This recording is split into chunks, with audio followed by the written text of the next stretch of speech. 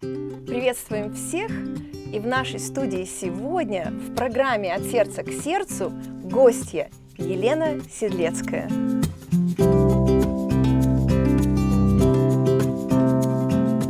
Елена у нас в гостях из города Омска, который является географической центральной точкой огромной страны России.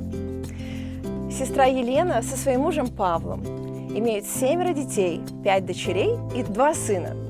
У них уже 11 внуков. Около 20 лет Павел и Елена служат в семейном служении, ведут такое служение. И 10 из них лет они работают в центре по консультированию семейных пар, а также добрачного консультирования. Сестра Елена является ответственной по женскому служению в Омской области. И сегодняшний наш разговор пойдет о роли женщины в укреплении своей семьи. Да, я занимаюсь семейным служением вместе с мужем.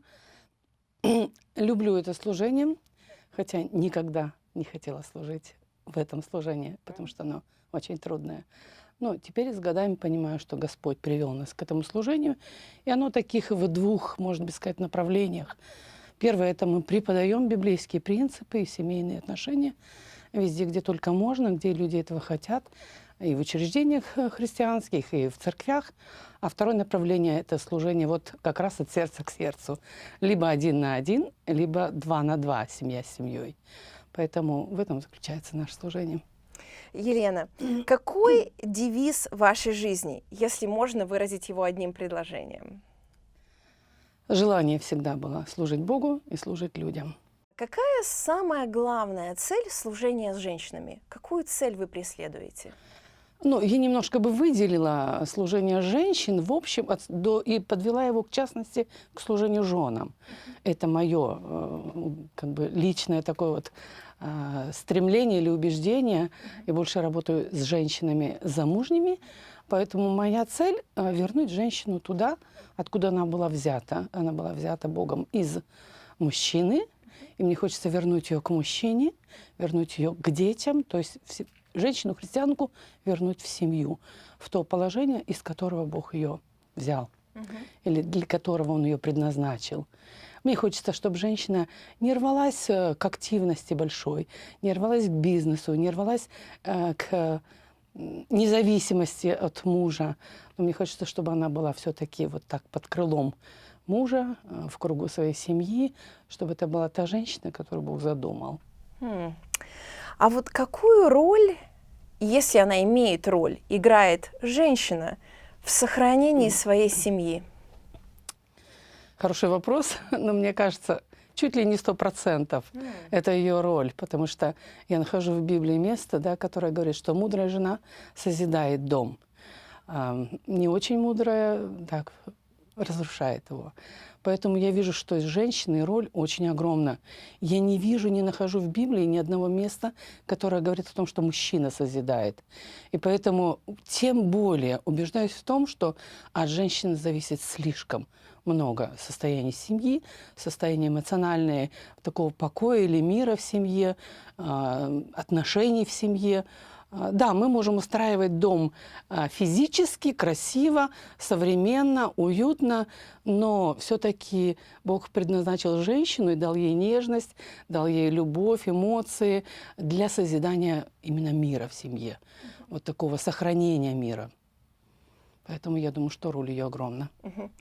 Наверное, вы заметили, что слово «подчинение», «покорность» мужу являются непопулярными словами в нашем современном мире. Не смогли бы вы помочь понять, какое библейское определение покорности мужу? Оно не просто непопулярно, оно часто ненавистно.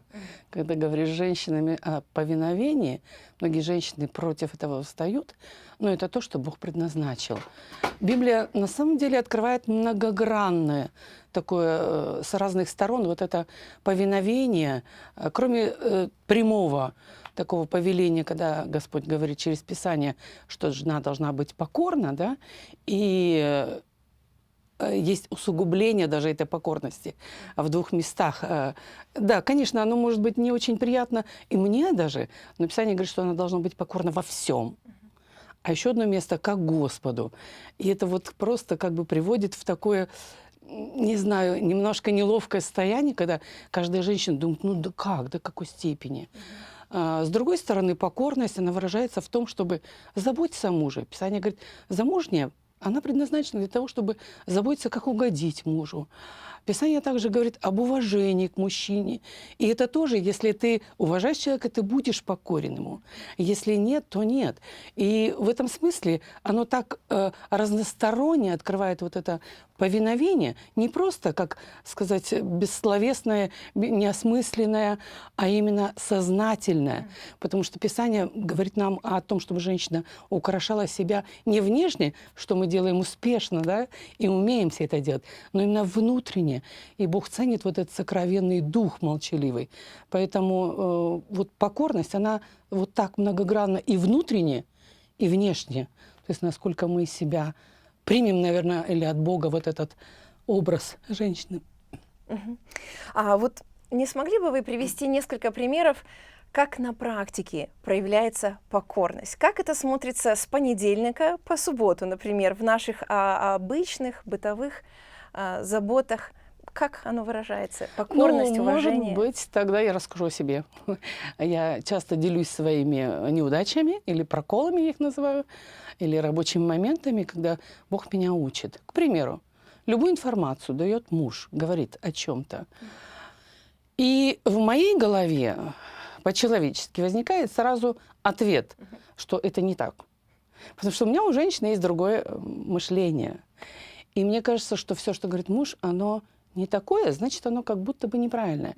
И вместо того, чтобы принять эту информацию и хотя бы просто сказать, хорошо, я тебя услышала, или хорошо, я принимаю это к сведению, или, может быть, даже у меня есть другое мнение, но раз ты так рассуждаешь, хорошо.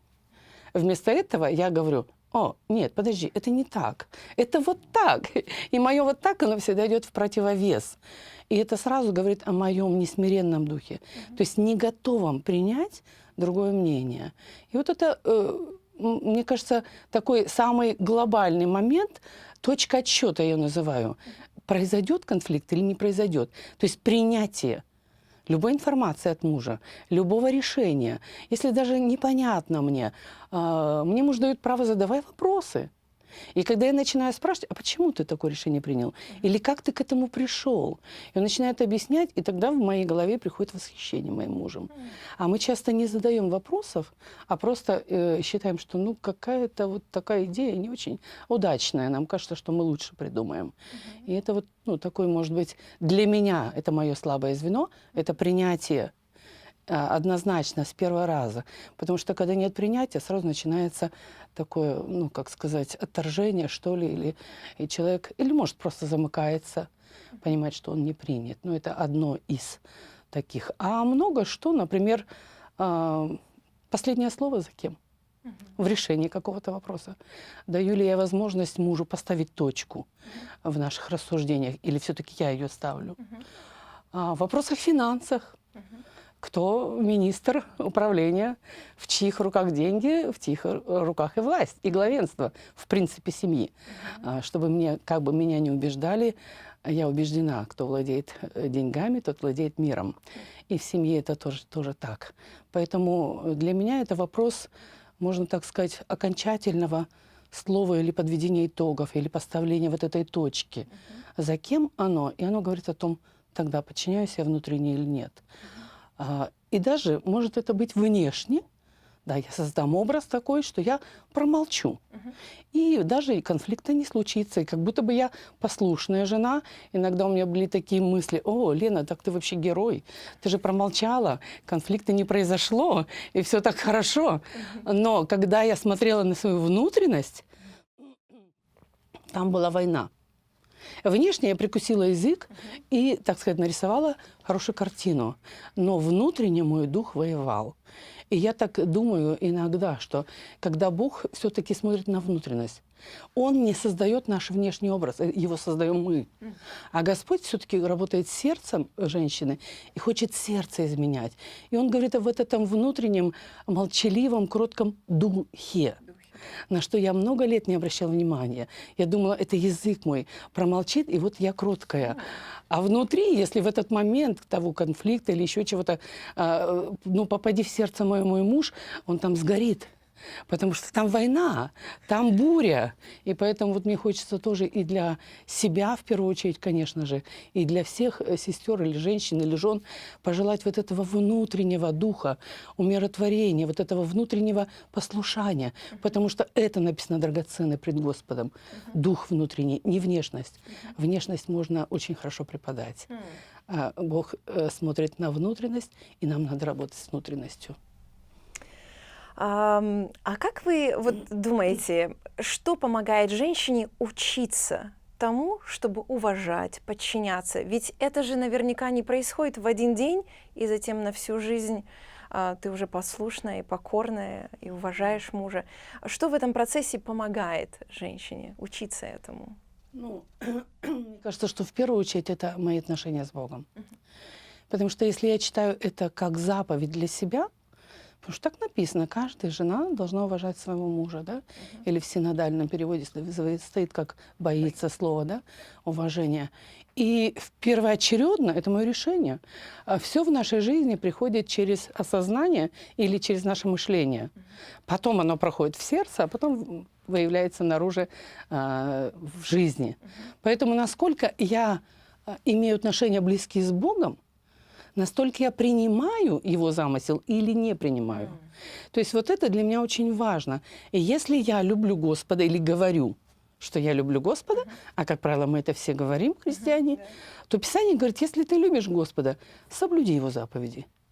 И вот для женщины, простите, замужней, есть одна, я ее называю заповедь, это уважение и потом послушание. То есть через уважение приходит послушание.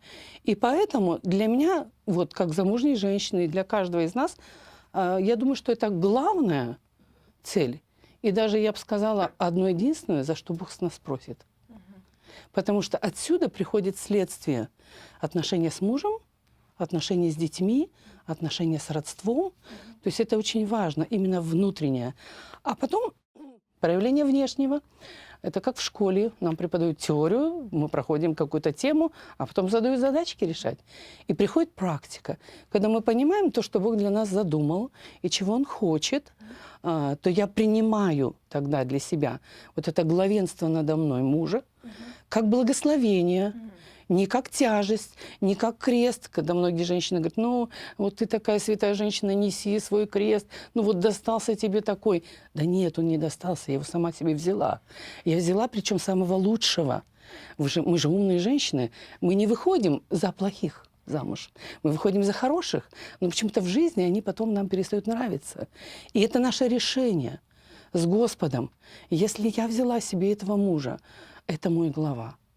И отсюда исходит то, что если он мой глава, я проявляю к нему уважение.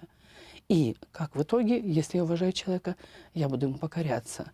И все это начинается, наверное, с родительской семьи, я думаю. У девочек, во всяком случае, когда она должна научиться отношениям с папой, это ее первый мужчина, на котором она учится уважать и покоряться. А потом это приходит в жизнь с мужем. Как можно избежать конфликта или предотвратить его в семейной жизни, прежде чем он разгорелся или он уже случился? Ведь намного легче наверняка предотвратить пожар, чем потом уже тушить его и потери иметь. Для меня это вот немножко конфликт сравниваю с, наверное, грозой или бурей природного явления. И я знаю, что всегда перед грозой в воздухе пахнет озоном. Есть такой запах озона. Он выходит, и это значит, скоро будет буря или будет гроза. И вот в семейных отношениях то же самое. Я думаю, каждый человек понимает, когда возникает напряжение. когда что-то такая тишина, звенящая, как в воздухе, да, она нависает какой-то тучей. И ты понимаешь, что вот и что-то разразится.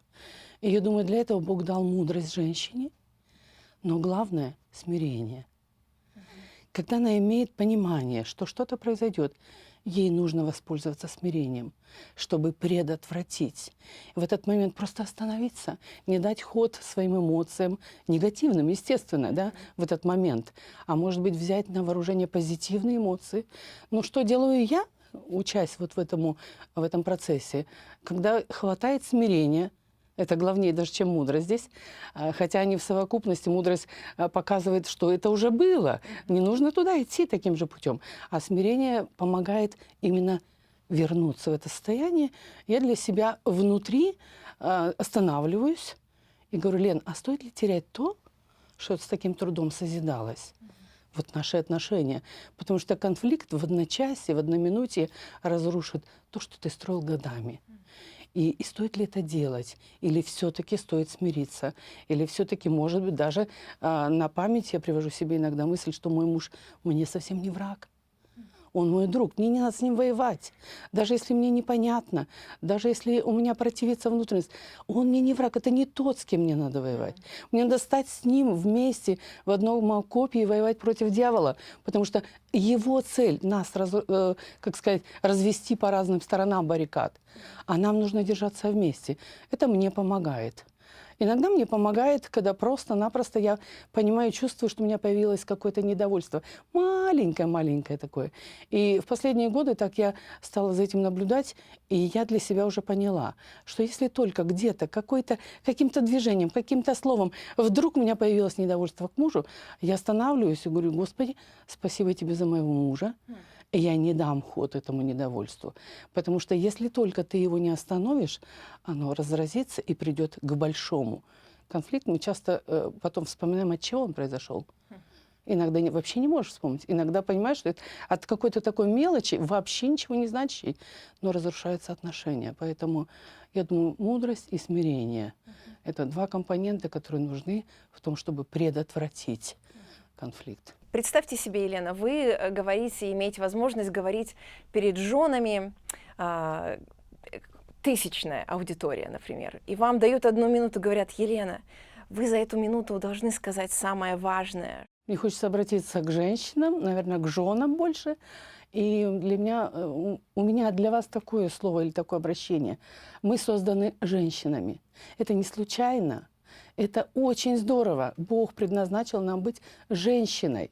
Он дал нам нежность, Он дал нам любовь, Он дал нам много-много положительных эмоций. И Он дал нам силу, чтобы созидать семью, созидать отношения, строить их там, где разрушено все, там, где разрознено все. И Бог женщине дает эту силу.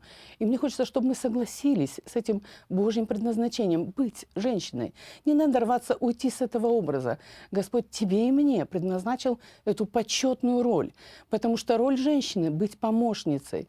Когда я обращаюсь к Писанию и вижу, что Бог сам называет себя помощником, особенно это ярко выражено в псалмах, то я удивляюсь, Господь себя самого вложил в меня, в женщину, и дал эту силу. Помощник – это созидатель.